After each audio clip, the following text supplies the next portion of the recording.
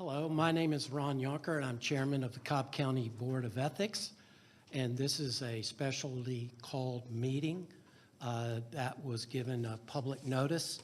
And we're going to be discussing a deficiency and investigative review. And I'm looking across here. We need to have a quorum. That quorum is 5 people, and we do have 6 here today.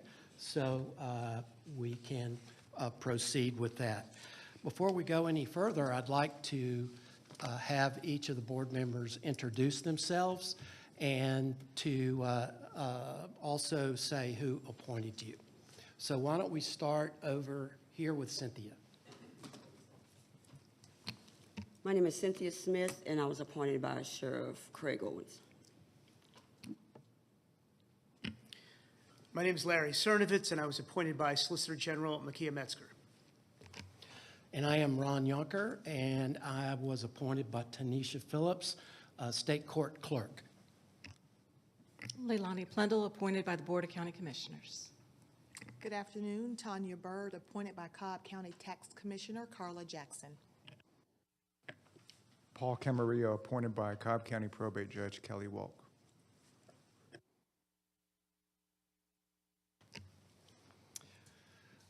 We also have before us the minutes from the October 8th, 2025 official meeting that we had, and we need to vote on that for approval of the minutes from that meeting. Do I have a motion to approve those minutes? Motion to approve. Second? Okay. All in favor, please say aye. Aye. Aye. All right, that's all of us. Great. And Mr. Chairman, if I can note one thing quickly, the agenda originally identified March 9th, 2026 minutes. If the board recalls, that was our prior attempt to have this meeting without a quorum, so we will not have minutes from that meeting. So just the October minutes will need to be approved. Okay. Which you've done. Thank you. Yeah, very well. Before we go any further, I'd like to lay out a little bit of the procedure for today, and then I'm going to ask Mr. Rosen, our counsel, to expand on that. But today we're going to be reviewing the deficiency, that whether or not it has been cured for a complaint that has been filed. And we'll also have, if we approve that deficiency, that it indeed has been cured, then we'll have an investigative review of that complaint. And this is a quasi-court hearing, and we ask everyone who's here to have the decorum of being in a court hearing. And we're going to have the opportunity, should we move forward, to hear from the complainant and the responder. So I'd like to toss it over to Mr. Rosen and let him talk to us a little bit more about our protocol and procedures. Thank you, Mr. Chairman. So the item number 5 on your agenda today for new business, again, still new business since we were not able to meet before, is the investigatory or deficiency review of complaints filed by Susan Willis and Terrence Willis against Cobb County Commissioner Monique Sheffield. The purpose of this public meeting of this Cobb County Board of Ethics which is being broadcast on TV 23, is to conduct a deficiency and investigatory review to consider those complaints filed by Mr. and Mrs. Willis. The Ethics Board is required to proceed strictly in accordance with the Cobb County Code of Ethics. We will follow the rules set out in the code for how the hearing is conducted and for how to review what is before you today on these agenda items. The board will be transparent, fair, impartial to each of the parties, and again, consistent with the Cobb County Code of Ethics and the procedures for hearing a complaint.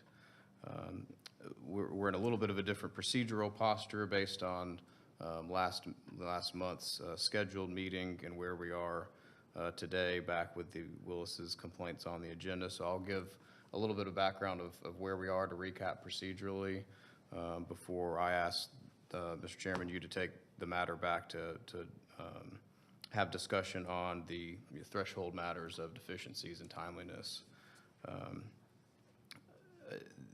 The threshold matter for the Board of Ethics in receiving a complaint, number one is timeliness.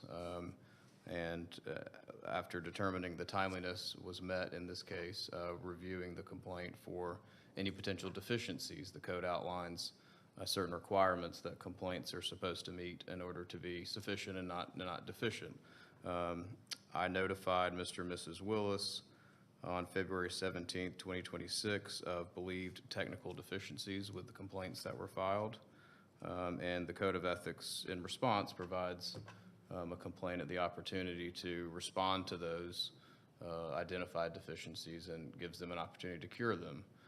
The code specifically says that they have until 7 days prior to an investigatory review. So this board scheduled a hearing, notified them of their opportunity to respond to those deficiencies that were identified and to do so within 7 days prior to what was scheduled for March 9th. We met on March 9th. We're not able to have a quorum of this board, so we're not able to move forward with a meeting and a hearing at that time, and recessed and rescheduled for today, April 27th. We also learned that day from Mr. and Mrs. Willis, who were present that day, that they did, in fact, attempt to resubmit amended complaints in response to my letter asking or giving them the opportunity to cure, and learned that there was a little bit of confusion receiving them at the county level and then being sent to my office. So we, after we recessed the meeting, looked into when they were received and found what was actually delivered to the county from Mr. and Mrs. Willis, and were able to confirm that they did, in fact, amend their complaints in response to the alleged deficiencies and looked at the timeliness of them. So we were supposed to meet on March 9th. My letter would have identified that they were required to cure those deficiencies within 7 days of that date, which is what the code provides. We determined that the postmarking for their return of those complaints did meet that timeliness, although the actual receipt and when it was actually received by us after being delivered and processed through the mailing system, we didn't know about it on March 9th and believed to be after that 7-day period. However, the Code of Ethics doesn't provide for a specific direction for complainants such as Mr. and Mrs. Willis about when or how to meet that deadline. So it's up to this board to determine the timeliness. My recommendation is that because they attempted and they were delivered or sent prior to that deadline, and because of some confusion about receipt and delivery, that this board can deem them to be timely.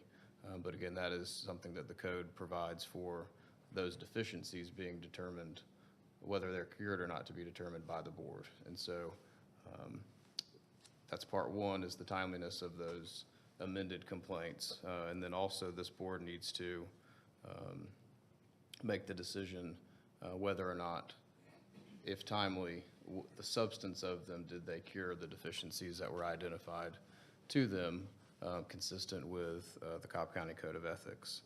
If that is the board's decision today, we will then go into an investigatory review, and I'll go through more about the procedures for that once we get to that point. And so, Mr. Chairman, I would turn it back over to you to have discussion on those two threshold matters. Thank you, Mr. Rosen. Mr. Rosen has kept us as a board informed about the process and given us information about when things came to the county, postmarks, when it came to his office. And I wanted to see if there was any discussion here that, any concerns that you have that it did not meet the criteria as laid out in the Code of Ethics. Just personally, I think they met that by getting it here within the 7 days. The confusion of where it went from there to the office can certainly be a point of discussion. But personally, I would say that it has been met. That's my opinion. But I want to hear your discussion to see if anyone has a concern about that particular aspect. I didn't have a concern. I just want to thank Mr. Rosen for all the details that you sent us. And I see the postmark of March 4th. So I think it's pretty clear, but definitely no concern with that. Thank you for all the details. I agree. You agree? Yeah. Well, I think, why don't we have a motion that, oh, well, before we have the motion, does anyone have a concern about the cure itself, that either it was or was not cured? It's my opinion that it was cured, where they identified exactly where in the code there was concern and laid it out in a fashion in which we could act upon. Does anyone have a concern or a question about that? Okay. I don't have a concern, however, I think that because of this, I think we need to look into procedure on how to make that much more efficient. Yeah. So that people who do file complaints can do it on time in the right place, so that these don't come up again. Yeah. Yeah. To make a comment too, because when things like this happen, that's why you start do something new, because things happen. I mean, we know had nothing happened like this before since we've been sitting here, but yeah. Right, I agree, and we certainly can talk to the county clerk about, how do we go about making changes that would be beneficial to the process and make it more streamlined, maybe with more clarity, and I think that would be a good recommendation. Because let me ask this, was it through the clerk's office or was it through the post office? Because we don't control either one. They mailed it on time.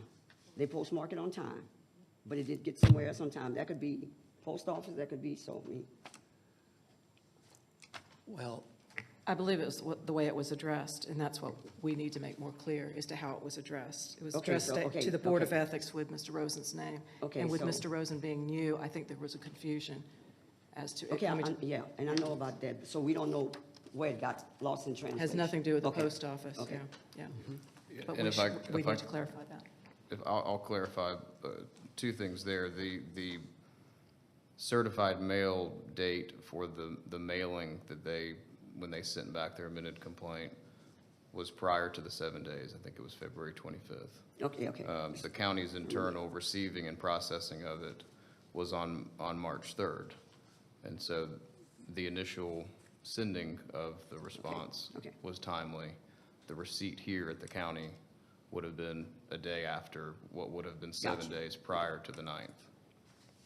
yeah. Thank you. Can someone make a motion that we agree that the deficiency has been cured and we can move to the investigatory review? So moved. So moved. Second. Second. All in favor, say aye. Aye. Aye. That's all of us. Okay, now we're going to move into the investigative review. And let's go to Mr. Rosen again to speak to the processes of that review. Thank you, Mr. Chairman.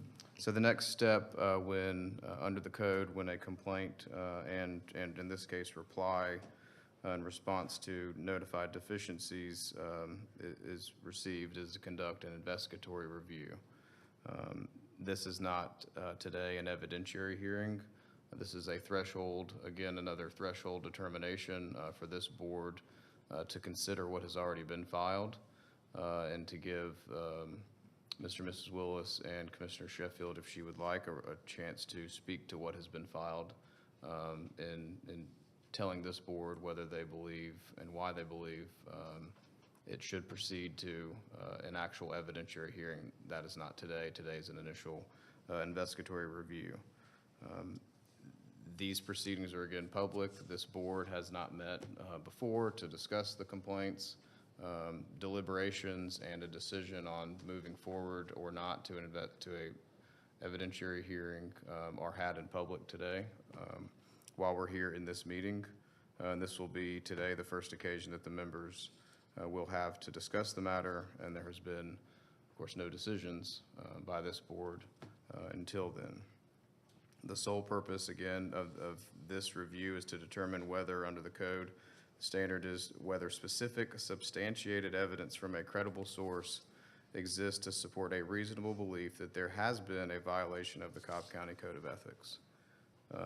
Mr. and Ms. Willis and Commissioner Sheffield, this is your opportunity to tell the Board of Ethics in person why this board should either proceed or not proceed with the complaints. The Ethics Board is not today hearing testimony as if it was an evidentiary hearing or testimony from witnesses, or considering any additional affidavits, documents, or other materials that aren't already filed. So you're just reviewing what has been filed, and you're just hearing today, if they choose to speak, any commentary or argument based on what has already been filed, not anything outside of that. In this case, you have the initial letter complaints, the affidavits in response to the deficiencies identified, and a response from Commissioner Sheffield. For those that would be speaking, you're invited to state to the board, again, how you believe the materials already filed support or do not support, under that standard, a reasonable belief that there has been a violation of the Code of Ethics. Mr. Yonker, the chairman, is going to conduct the proceedings in this portion of the hearing, and it's his responsibility to ensure that things move efficiently, that they're civil and respectful and within the bounds of the Code of Ethics. We will first hear from Mr. and Ms. Willis, who I believe are here, and they can confirm if they choose to speak today. And then when they are through speaking, this board can hear from Commissioner Sheffield if she chooses to respond. If a majority of the board determines that specific substantiated evidence from a credible source exists to support a reasonable belief that there has been a violation of the Code of Ethics, then a public formal hearing, that needs to be the board's decision, and if so, then a public formal hearing will be set at a later date where both parties will be allowed to testify under oath, present witnesses and have testimony from those witnesses, and present any additional evidence. If the board, after such a formal hearing, determines under a clear and convincing evidence standard that there is a violation of the Code of Ethics, it may determine at that time what action to take. That is not today. Again, that would be only if this board deems that an evidentiary hearing is necessary. If a majority of the board today determines that there is not specific substantiated evidence from a credible source to support a reasonable belief that there has been a violation of the Code of Ethics, your motion today would be to dismiss the complaint. So, Mr. Chairman, I'll give this back to you to proceed from here. Okay, thank you, Mr. Rosen. And so, Mr. and Mrs. Willis, would you like to approach and discuss your complaint?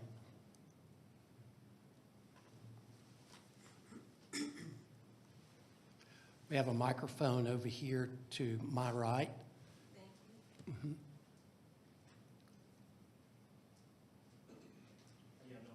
Hey. Oh, fine, thank you.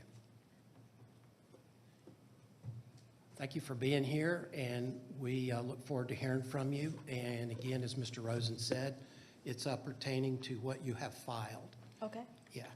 all right. So first, let me state that, And if you'll just introduce yourself to the Yes. board, please, just to Sure. give your full name so we know who you are. my name is Susan Willis, and I am one of the people that filed the complaint. I do not personally know Ms. Sheffield, so I don't have an opinion of her personally. I'm just based on what I observed that day. And we had been in Judge Child's courtroom on several occasions for the same issue. But on that particular day, things were extremely different from all the other 4 or 5 times that we had been there. Court was due to start at 9. There were other people on the docket. We got in the courtroom. All of a sudden, we were the only ones there. Nobody else was there, just us.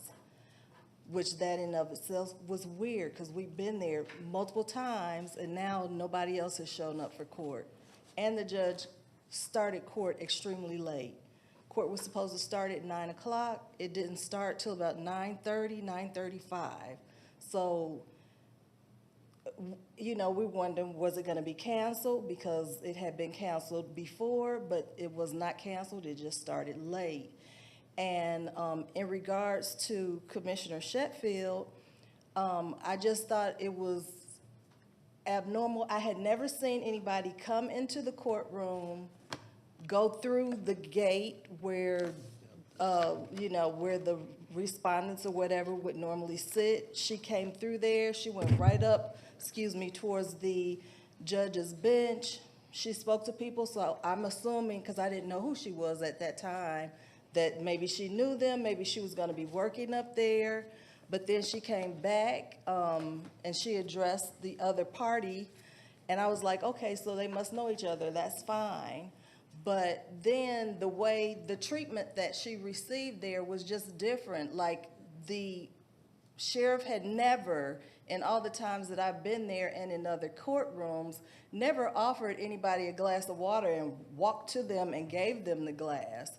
So I was like, is that a thing? Because I've been in court with my in-laws who are older, and they've been in there coughing and everything. Nobody offered them a glass of water. So I thought, okay, that's different. Then, you know, you're not allowed to be on your cell phones while you're in the courtroom. Even during recess, the other times that I've been there, people have pulled out their phones, and immediately the sheriff has asked them to step out or put the phones away. She was allowed to sit there and have a conversation for a good minute or so. Like, she was having a conversation before the sheriff approached and jokingly was like, you know, get off your phone. And then she continued to talk and was like, oh, okay, yeah, let me get out of here. So I'm just trying to figure out what was going on that day. She was not receiving what everybody else received during the times that they've been in or out of that courtroom. So when I found out who she was, I was like, I guess that's why they did it, but it seemed like that was inappropriate if she was just there to support a friend, but then you were being allowed to do things that were outside of the norm. Now, I can't speak to whether that, you know, what the rules and regulations say that can or cannot be done. That's not my job to say that. I don't know those rules.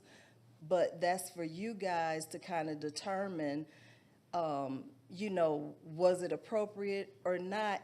Just in this political climate that we're in today, when so many people already have bad opinions when it comes to government and people that hold government offices and politicians, we should not at any time be showing signs of things that are improper. And I just felt like that gave me pause because, you know, in the grand scheme of everything that happened that day and the way that that the court should have been held and things that should have been addressed that day that were not, it made me think, is this because something's been said? Like, we were in court that day for a contempt. We had been there 4 or 5 times for the exact same matter. And on that particular day, the judge was supposed to determine if the person was going to go to jail or not. And once they got up there and the court started and discussion started, then all of a sudden the judge is saying, well, what do you want me to do? Send her to jail? I'm not going to do that. But the session prior to that, she was like, you know, if you come back, I'm going to have to send you to jail. But now you're not going to jail. So everything just seemed a little off. And because we had already been before a senior judge for this same matter, and he had also given a recommendation, it just made me think it was something else at play. Also, Miss Willis, who is the friend, I understand also has dealings here, perhaps even with some of you. So I don't know. I didn't feel good about it. That's why I spoke up. I don't live in Cobb County, so I don't have a dog in this fight. Nobody's receiving my vote or anything like that, but it was just a sense of impropriety. And I felt like as a citizen, I had a right to speak out on it, and so I did. Mr. Willis, would you like to say anything? And I'm Terrence Willis, I'm her husband. And I echo everything that she just said, but I do want to add that this particular case, the divorce was over in December 10th, 2024. So I know Commissioner Sheffield said that she was there to be there for the divorce, but the divorce was over. This was a case where the person since divorce hasn't paid anything. It was a whole different thing. And I never seen nobody get away with so much stuff in my life. And especially when you heard prior cases and people was going to jail or they was being fined or something, but when a judge says that I'm not gonna put her in jail, I'm never gonna put her in jail, then that becomes like, why on this day? So that's all I have. Okay, thank you. Thank you. If y'all would stay there. Yes. We want to give the opportunity for the board to ask you questions. Yes. And so I want to open it up for anyone on the board to ask questions. I did have a question. Okay, so the judge was acting differently, was one thing. Everybody acted differently that day, not just the judge. The entire courtroom atmosphere was different. Okay. And you said the sheriff offered her the water, The sheriff did. correct? Okay. Okay, I have a question. When you say the sheriff, now, I know everybody here. Y'all saw the way I spoke to y'all when I came in here. Yes. I talked to everybody. I talked to ants. But anyway, who was it? Because the sheriff's department is so, I'm sorry, I don't know the Okay, sheriff's thank you. name. Okay. Would that be the Yes. bailiff? No, it the wasn't person the that sits over bailiff. here? It wasn't the bailiff. The bailiff was over there. The sheriff sat on He's that right on side. the Okay. left side of the bench. Yes. it wouldn't make a difference, but I was just asking. Yes. Because I didn't see it. Hi, good afternoon, and again, thank you for being here. Two questions. Yes. Was Commissioner Sheffield in the courtroom before Judge Childs? She was. Yes, she was. Okay. And then is it your opinion or your statement that the phone call was observed by the sheriff right away? The phone call was observed by everyone that was in there because everybody looked, because the conversation wasn't like a quiet conversation, so you could clearly hear her talking, and there was several minutes before he asked her to step out. Okay, Yes. thank Yes. you. I do have a few questions for you. Number one, was the judge on the bench when any of this occurred? The judge was not on the bench. She was in her chambers. She was in her chambers. And in fact, I think at that particular time, no, she had not come in yet during that phone call conversation, no. Okay. When the judge did take the bench, where was Ms. Sheffield? Sitting on the row with her friend. Okay. Did anybody, the sheriff's deputy or anybody, court staff, anybody else make any sort of acknowledgement of her or bring her anything or any of that sort once the judge took the bench and court proceedings started? No. But can And- I add something? I'm sorry. Sure. I just had one. Sure, go ahead. No, you go ahead with your question. Okay. When Ms. Sheffield walked through the bar of the court, now there, the way these courts and for the other board, if you haven't been through Superior Court, it's sort of like that. There's no swinging barrier for people to walk through, and it's sort of there's sort of some unwritten rules in court that only parties, mostly lawyers, would walk through, sheriffs, court staff, of things of that nature. It's not uncommon that litigants and witnesses and people will come through and come to the podium and ask court staff things. And if the sheriff deputies are there, sometimes they stop them, sometimes they don't. So I don't believe there's any, written policy or rule that says you can't walk through there. But the sheriffs will stop you if the judge is on the bench and it's not somebody that they observe. So my question is, did Ms. Sheffield, where in the well of the court did she go when she went through there? She went all the way up to the court clerk, I would imagine, was the lady that was sitting there. Yes. Okay. Greeted her, the sheriff, and kind of like hello to the other people that were up that way. So bailiff, court reporter. had Okay. it, Yeah. And what was your follow-up, sir? I'm sorry, and I forgot to just add this one piece. You know how when you come to court and they say, have your stuff in order, right? But this particular day, the judge actually gave Miss Massey at the time, gave her time to go out to fill out an application to do a loan, to show a denial. Some of the stuff I'm telling you, I never seen it. Either you have your information or you have your payment or you don't. You don't get to leave out. Because I can go out and say, oh, let me go get up something real fast and look, see, I tried. It wasn't that, I never seen it. I just wanted to add that the judge was acting very different, that's all. Thank you. Any other questions? Just a question, and Yes. sort of going along with everything you've said so far, and in light of the questions that my fellow board member asked, being that you say that things have changed, are you suggesting that either prior or at some point that the commissioner had intervened to make things different, or, and this is sort of why it's subjective in nature, Yes. Right. and certainly part of the complaint, Right.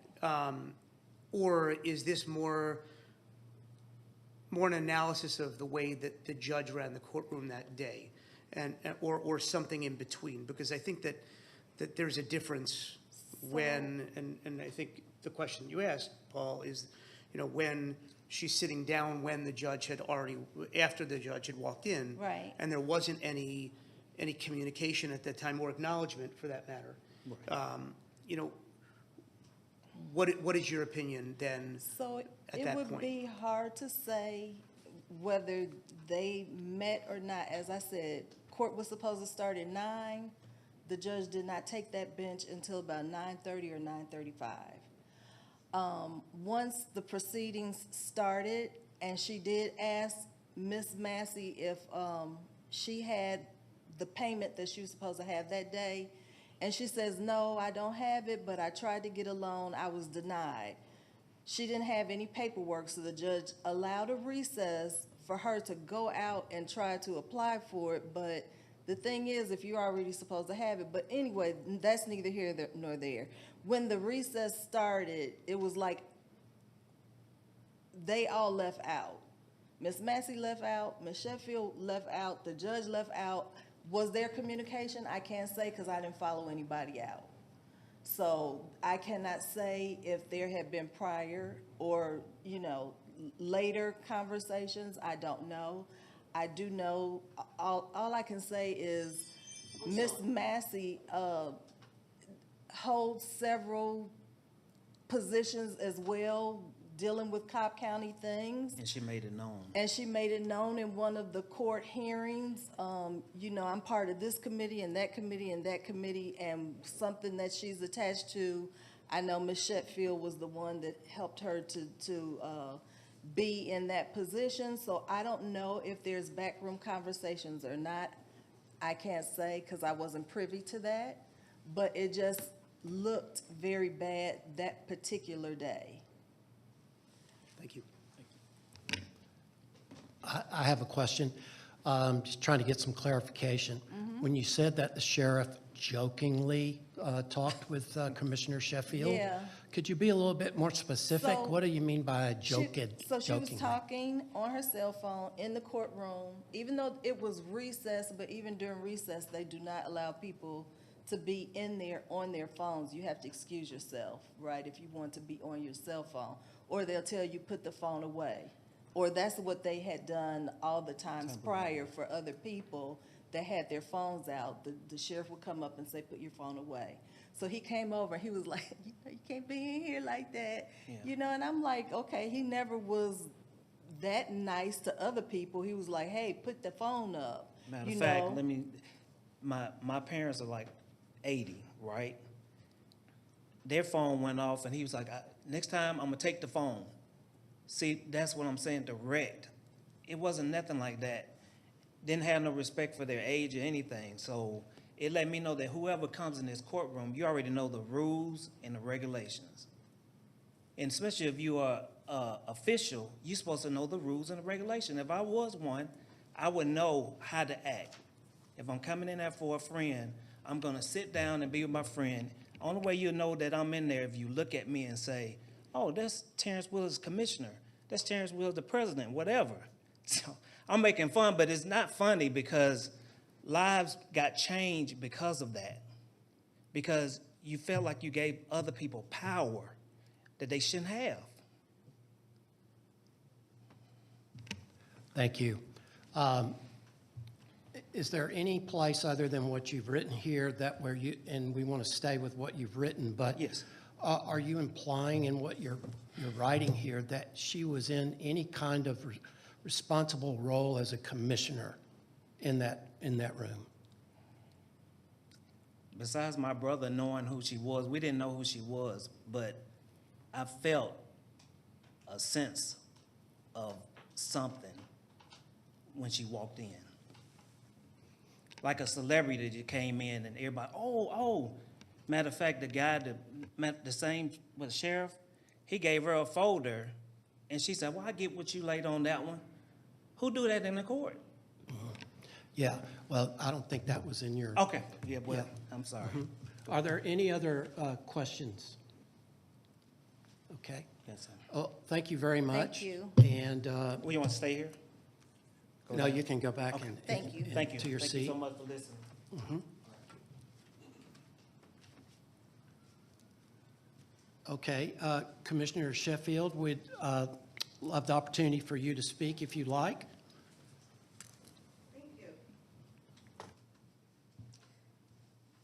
Thank you. I will make an attempt to address each of those issues, but before I do, I need to start with the ethics violations because I'm not sure what those are or what I'm being accused of in terms of the ethics violation itself. What code of ethics, the number, what ethics am I being accused of violating? Oh, is that a question? Yes. Oh, okay. I think it's improper influence. Using improper influence in a particular situation as a result of your office. Okay. Hang on. Would all of you agree? Yes. You want to add to that? So I did the same thing as we all did, just went through and tried to find it, and that's pretty much all we could find. Okay. Although I was not there in the capacity of the commissioner, are you saying that it still applies because of who I am? That is the accusation, yes. Okay. All right. Just a few things that I'll touch on, and I may bounce around just based on how my notes are here. But with the original complaint, there was notification that I did nothing wrong, and it was admitted in that complaint that the commissioner did nothing wrong. But when it was amended, I think it was amended to read something along the lines of there being an unfair advantage to the other side because of my position. So there was a little change there. I don't control what time the judges come in. I don't control who's on a docket and who's not on the docket. As what was shared, the judge came in maybe around 9:30, 9:35 or so, so we were all just seated. And as far as the water, I went in, I said hello to everybody because that's what I do. I speak to everyone, and all of you that know me knows that. I got up to get some water. He saw me approaching, so he offered to meet me halfway to give me the cup of water, and that's what he did. My phone rang. I took a call. I was not loud because it was a semi-confidential conversation, and just instinctively, I answered the phone. The court was not in session, and when the when the sheriff deputy approached and said you couldn't be on the phone, I said, excuse me, and I walked out and I continued my call. At that point, the judge was still not in the courtroom. I came in, I sat, the judge came in, I didn't wave, and I did that purposely because I didn't want the judge to necessarily, I didn't want to bring attention to myself by being there. So I just sat. I didn't wave to the judge. I didn't do anything. Even after it was over, I didn't approach to speak to the judge at all. Regarding the recess, if you must know, I took a restroom break. I'm not sure what the judge did during that time when she allowed Ms. Willis or Ms. Massey to check her loan documents. I'm not sure what happened there, but I was not a part of any of that. I'm not sure what was supposed to be addressed in court, and whether or not it was addressed. I don't control that. I've had no conversations with anyone about that. In terms of Ms. Massey not being sent to jail, perhaps that was a function of the way the hearing went. I'm not sure. You would have to speak to the judge about that. But my presence there was to support a friend who was having a very difficult time, and that's all it was. I have no other explanation for that. The way the court went that day, not starting on time, the judge having recess, that's purely on the judge. It has nothing to do with me at all. And that's pretty much it. That pretty much sums it up, but I'm just a little confused because the original complaint said the commissioner did nothing wrong, and we acknowledge that she did nothing wrong, but we just simply want to bring it to your attention. And then the amended affidavit now says that I have done something wrong, so I'm just a little confused on that. That's it. Thank you, Commissioner Sheffield. Can you stay for a few questions?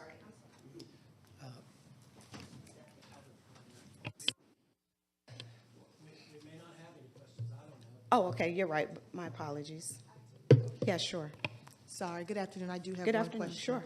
You mentioned that you intentionally didn't wave and speak to anyone to not draw attention to yourself. I'm just curious, where in the proximity, I guess, of the plaintiff and defendant, I guess, were you seated in the courtroom? Well, if this is the courtroom and this is the judge's bench, looking out, we were on this side. I guess Ms. Massey, I'm not sure which role she played there, but I purposely did not speak to the judge, just for clarification. But when I went in, I said hello to the employees there, but I purposely did not speak to the judge. So behind Ms. Massey, approximately how far back? I was in the same row from the judge's bench. It's probably like the third or fourth, probably the second row behind the bar. Okay, thank you. So it wasn't in the front row to be seen, but it was behind her. I do have a question. Do you know Judge Childs personally? Judge, no, I do not. Did you ever make any calls on this case to her chambers? I did not. Okay. And did you make any statements during the hearing itself? I did not.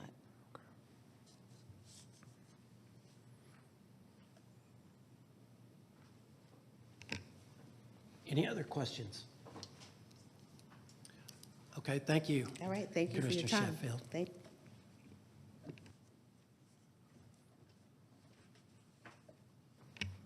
Okay, we want to open it up for discussion amongst the board. And Mr. Chairman, if I can, just before, I think you're correct, this will be back to the board for discussion and potential action. But I want to say a couple things just for clarification and for some guidance for the board, because I want to be professional and courteous to both parties and what they had to say, but I want the board to remember what we talked about and what the Code of Ethics requires, which is that for today's purposes, you can only consider what's in the documents. And we heard a lot of testimony from Mr. and Ms. Willis that gave some context to that and, you know, went into additional details beyond that. So this board needs to make sure that it is deciding what action to take today based on what was filed. Not an additional facts and potential evidence brought in from testimony today. It's limited to argument about what was filed and why that would rise to the level of a potential violation such that it needs to be heard at an evidentiary hearing. You have to separate what was told to you today that was not in the actual complaint and only consider what was filed. Also, whether there is any confusion about this or not from Mr. and Ms. Willis, but specifically for you as the board of Ethics is not a review of court process or outcome, or even how a courtroom is run.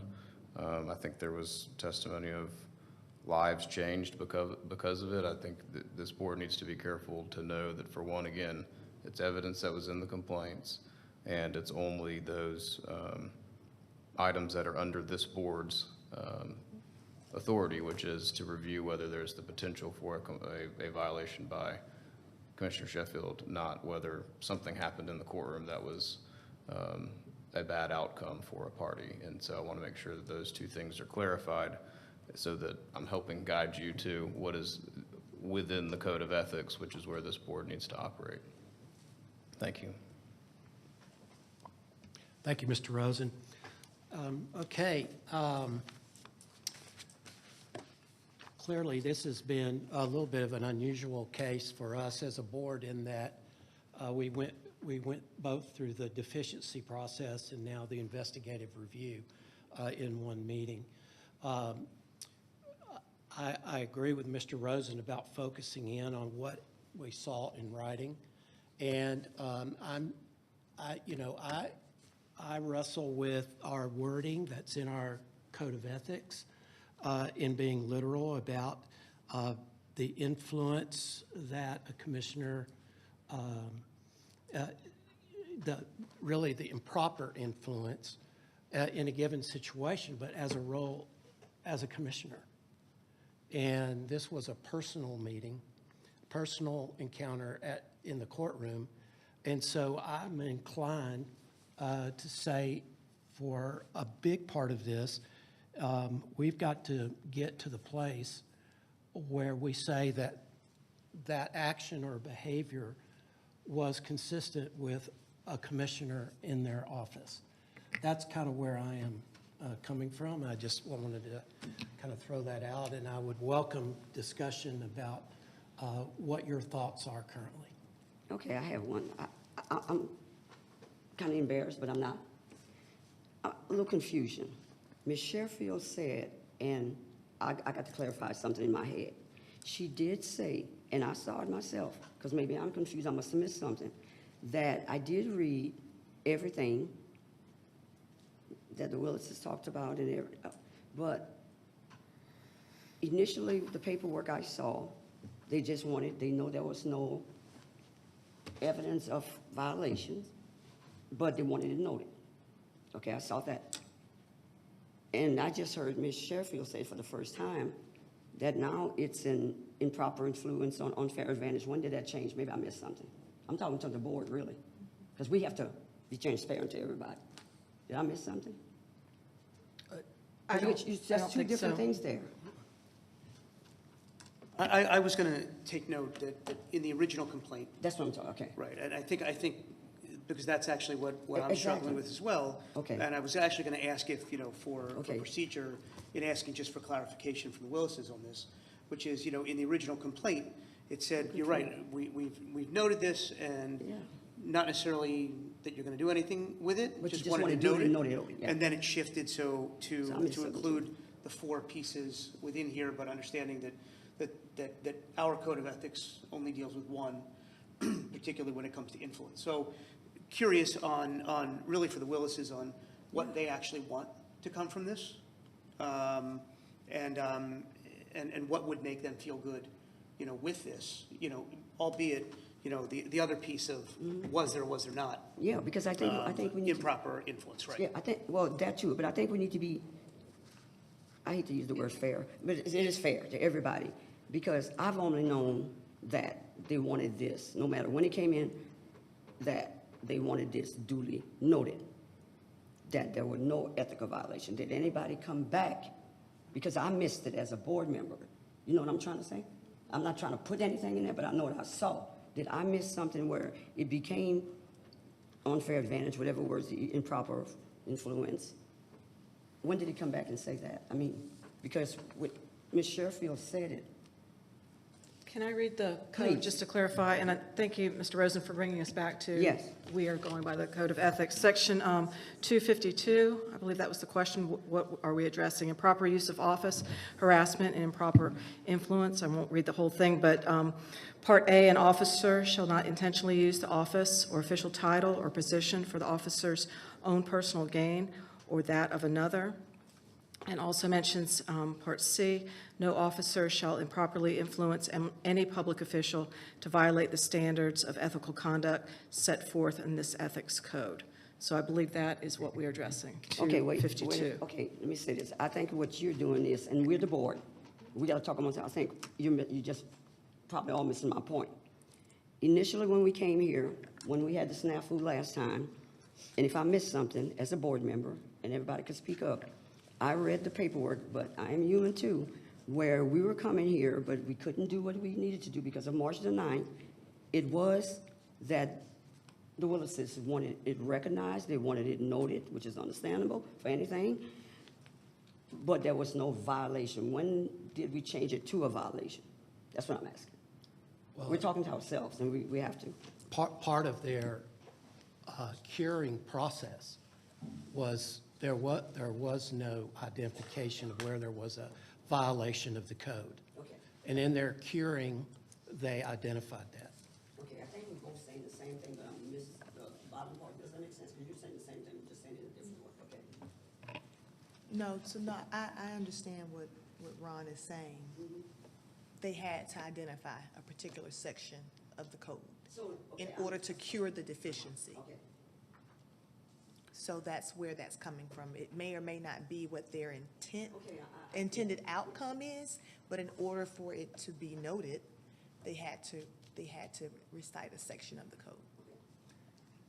I just want to take note of a couple things in the amended affidavit that stuck out to me and how they may be important, but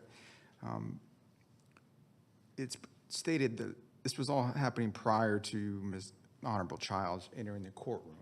And to me, that's a big key fact because the influence would have to come to a fact finder, in my opinion. Judge Childs would be the only decision maker. And if she was not present during the process of any of this, what does it matter? Who is Ms. Sheffield influencing if that person's not there to witness any of this? The sheriff's deputy doesn't make those decisions on the rights of either party. The clerks don't make those decisions on the rights of any party. So the fact that Judge Childs was not there, at least according to this affidavit and their statement, the influence part to me, it isn't really present. And then also, what was the fact that her presence there could have influenced him? Well, in our judicial system, there's a big emphasis on the openness of our courtrooms, that we have a public and open courtroom where literally anybody can walk into any trial, any hearing to make sure that things are operating according to our Constitution. And so, to say that a commissioner can't come into an open courtroom and sit there like any other person, like the President of the United States or anybody, I think, kind of downplays the importance of having an open public courtroom. So the alternative would be, are we not allowed to go and sit in any courtroom we want in this country, which we can. So I think that's an excellent statement. I do want to add, though, I do personally think the expectation of our public officials is to conduct themselves differently, especially if they are aware of whether it's real or perceived influence. But I think from my question to the Willises, if it may have been to Commissioner Sheffield, if Judge Childs was there during this behavior, and the answer was no, I think that's kind of on the same lines as what you're saying. You can't influence the decision maker if they're not present. But I do think it's worth noting that as a public official, there's a different level of responsibility that you carry. And to follow up on that, is that, with Paul, with your questions, And certainly with Commissioner Sheffield's answers, I think that was also part of it as well. And your direct questions, Paul, did you make a call? Was there any of that? And look, the climate that we live in, it's very easy to question the public trust. And I think that may be a play here as well.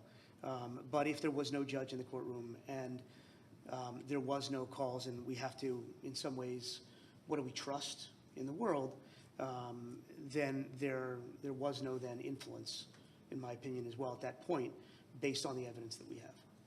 Yeah, Paul brought up a good point, and so did you. Again, going back to the Willises, they did mention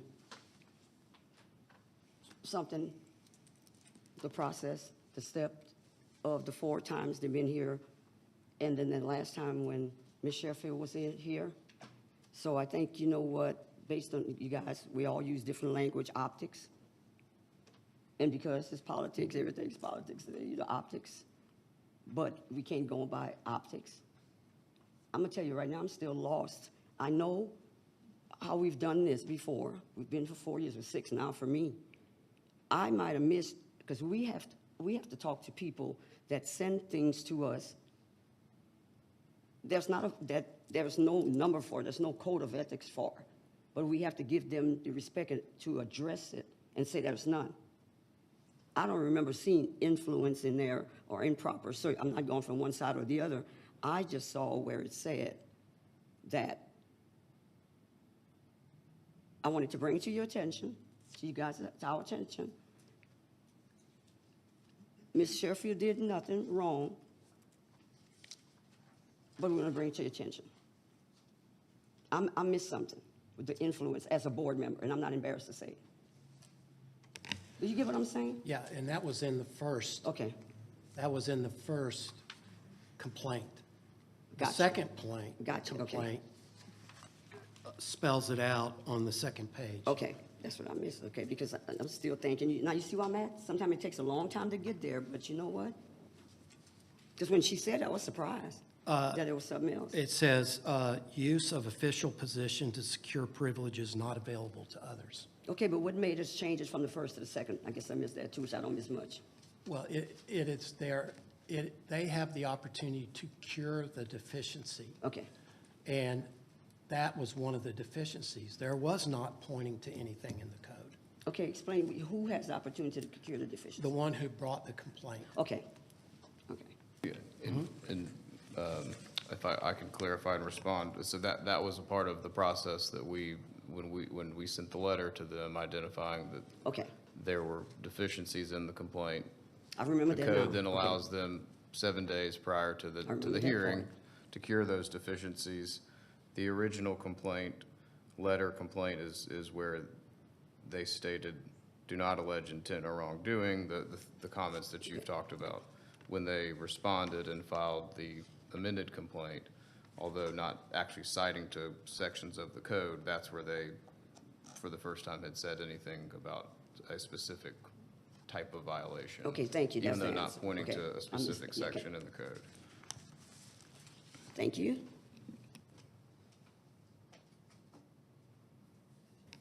Any other comments or questions or, yeah.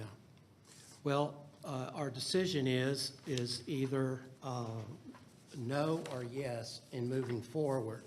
And there is, technically, what we say is that there is not substantial evidence from a credible source that exists to support a reasonable belief that there has been a violation of this division or determines that no violation occurred. And if that is the case, then we then may dismiss the case. If it's yes, then we move on to the evidentiary hearing. I personally, as your chairman, I don't think this rises to the code of ethics, mainly because of the fact that the judge had not started the proceedings. And I think that is a key point.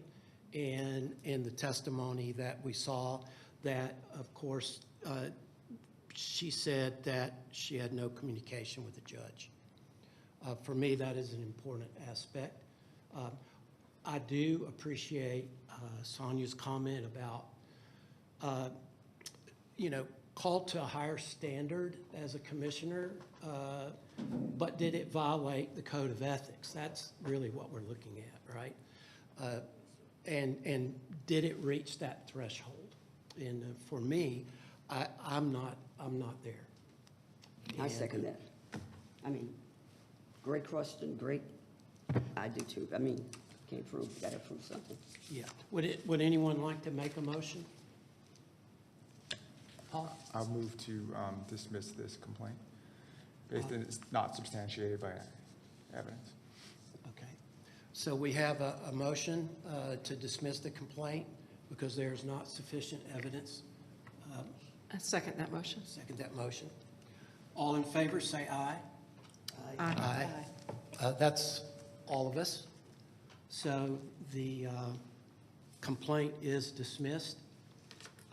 Counsel, would you like to add anything before we move on? Mr. Chairman, no, I don't believe there's anything else for that matter. The only thing else on the agenda was to confirm the May 27th date for our next meeting, and otherwise, there's no other business on for today's agenda. Okay. Mr. Chairman, I would want to say one thing and echo Sonia's comment, is that, that it's a shame we have to be here for this on both sides. And I would like to see the day that we have a higher level of public trust and collaboration, because I long for those days again. Okay. Do I have a motion that we adjourn? So moved. Second. Second. All those in favor, say aye. Aye. Aye.